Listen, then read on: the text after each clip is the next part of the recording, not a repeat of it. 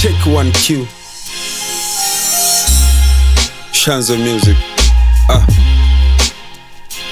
Msinipime kwa tarehe ya kuzaliwa, mimi nilikuwepo kabla ya kalenda hii kuandikwa. Historia ya maisha yangu ina ukakasi wa kusimulika, haswa mbele walio kwenye hichi kizazi. Mwanzoni ilikuwa ni fumbo, sasa naamini sio ndoto.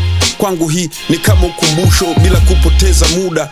Kichwa cha habari kinasema nilikuwepo kabla hii leo kuja. Baada ya kutimiza miaka 20, akili yangu ilifunguka juu ya yale yaliyokuwa ni siri. Nilijua dini, upagani, kila upande wa pili. Niliyatambua vizuri ya ndani na nje ya mwili. Pia baada ya kuitimiza miaka 30, kichwa kilitawaliwa na picha za kunitisha mimi. Bora hata ingekuwa ni baada ya usingizi, ila kabla sijafumba macho linanijia swala kama hili.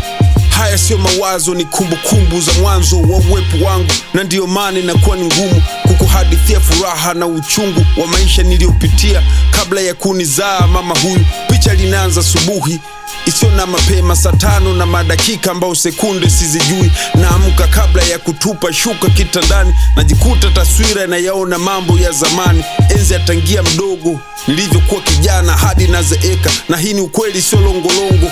Niliugusa udongo mapema kabla taja baba yangu kuzaliwa. Mimi nilizijua chocho kwenye ulimwengu wa sasa. Sijaoa ila namfahamu vizuri mke wangu ambaye sijawahi kumuona. Dele naikumbuka sura na matukio kibao ya maisha ya nyuma, namna na jinsi nilivyokuwa. Nakumbuka upendo wa dhati wa mama wa kale, ila siwezi kumhadithia huyo ambaye nipo naye, na nibidi nivunge kwa kutojua atanionaje nikimsimulia kipindi na miaka 58. Sina njia kamili ya kuiaminisha jamii kwa nimeishi mapema kabla uwepo wa Tanganyika. Babu ameniona wakati huu, ni vipi ataweza kuniamini nikimwambia kwake mimi sio mjukuu? Nikikwambia kuwa nina nyumba niliyoijenga kabla sijazaliwa utanielewa.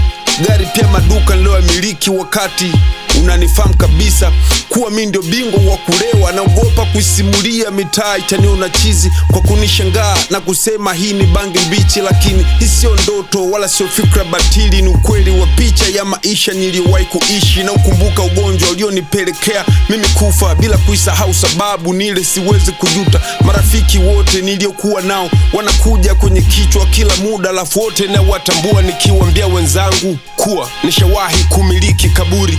Hivi si wataniona mimi fiatu? Nimewahi kupata jari miaka hiyo, ila miaka hii sina takovu. Nani atanielewa kwa sikio? Nitaanzaje kuwaeleza watu kuwa mjukuu wangu ni mzee zaidi ya mimi mnayenitambua? Nani atanisikiliza mpaka mwisho ikiwa nipo hai na nina historia ya kumiliki kifo? Wengi watasema mawazo yamezidi, nifanyiwe uchunguzi ama nipewe madokta kunifariji. Watasema nimechanganyikiwa na moshi wa widi, nimepagawa, nimeathiriwa na madawa kiakili. Kwa sababu maswali yanaongezeka na kila nikipata jibu huzaa maswali yasiyoelezeka. Leo na utangazia umati, hata kama ukinicheka, nachotaka ni ufahamu yale yanayoniendesha. Najua wengi mtajiuliza kabla ya mimi ndikuwa nani, na hilo ninalikumbuka fika, la siweze kuhakikishia picha.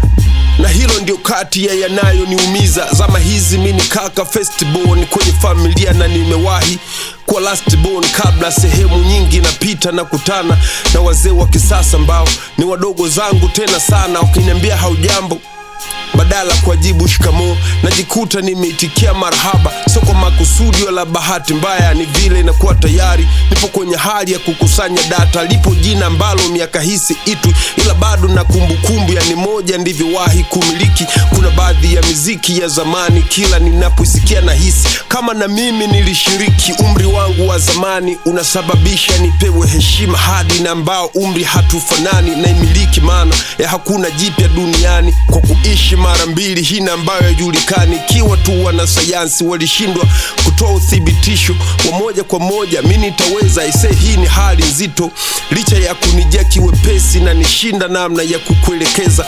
1917 huo ndio mwaka ndio muozesha binti yangu wa kwanza. Mahari haikuwa pesa bali shamba, nimeshindwa kusahau.